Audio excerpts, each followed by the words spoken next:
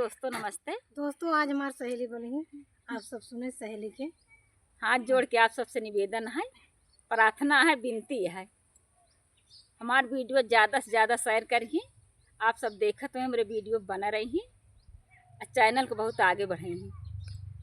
ये वहाँ समय गीत है जब सेवरिक द्वारे भगवान आए रहे श्री राम, जब वन में रामचंद्र गए हैं। हाँ वही समय गीत है।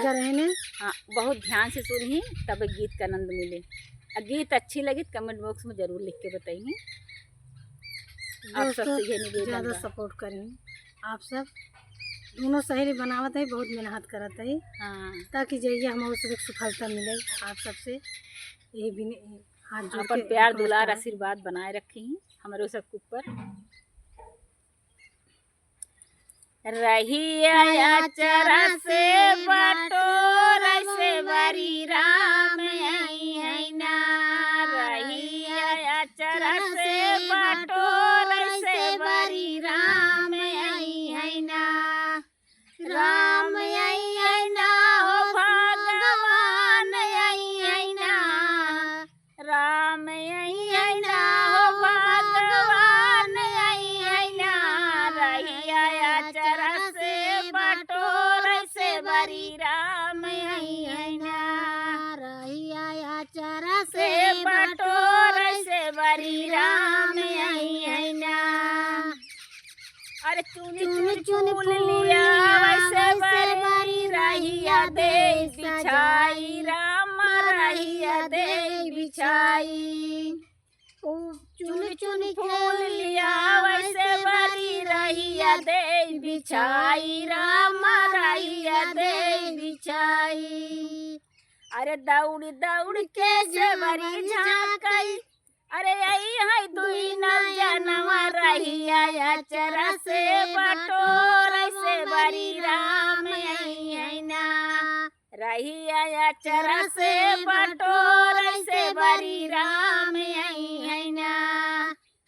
दौड़ दौड़ के से बरी झांकई आई है दुई न जनवा रहिया चरा से बटोर से बरी राम आई है ना।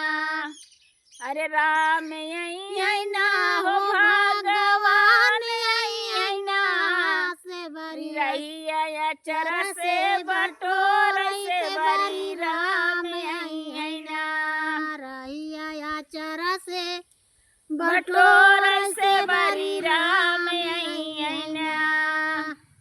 से बरी के द्वारे पे आए राम लखन दुई भाई, राम राम लखन दुई भाई।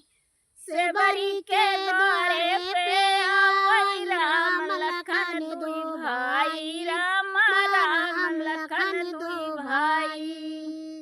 अरे बड़े प्रेम से बड़े भाव में से बरिया संदेश लगाई दाबै प्रभु के चरणवा हमारे राम आई है ना, दाबै प्रभु के चरनिया हमारे राम आई है ना, राम आई है ना हो भगवान आई है ना, रहिया चरा से बटोर से बरी राम आई है ना, रहिया चरा से बटोर से बरी राम आई है ना। बड़े प्रेम से बरी देश, बड़े प्रेम से बड़े भाव में से बरी आसन देश लगाई दाबै प्रभु के चरनिया हमारे राम आई है ना, दाबै प्रभु के चरनिया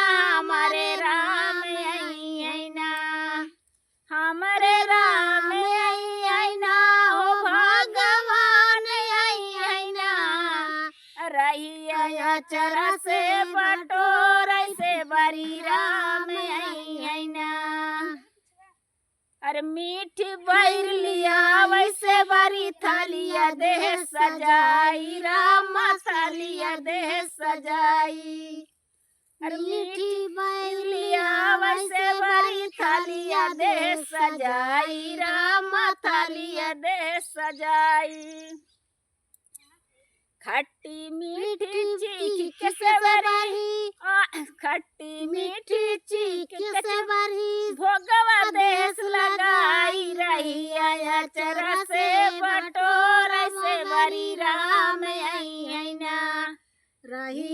अचरा से बटोर से बरी राम आई ना खट्टी मीठी चीख से बरी भोगवा देस लगाई रही अचरा से बटोर से बरी राम आई ना अचरा से बटोर से बरी राम आई ना अरे राम आई ना ओ भगवान आई ना रहिया अचरा से बटोर से बरी राम आई ना अचरा से बटोर से बरी राम आई ना। जय श्री राम। जय श्री रामचंद्र की।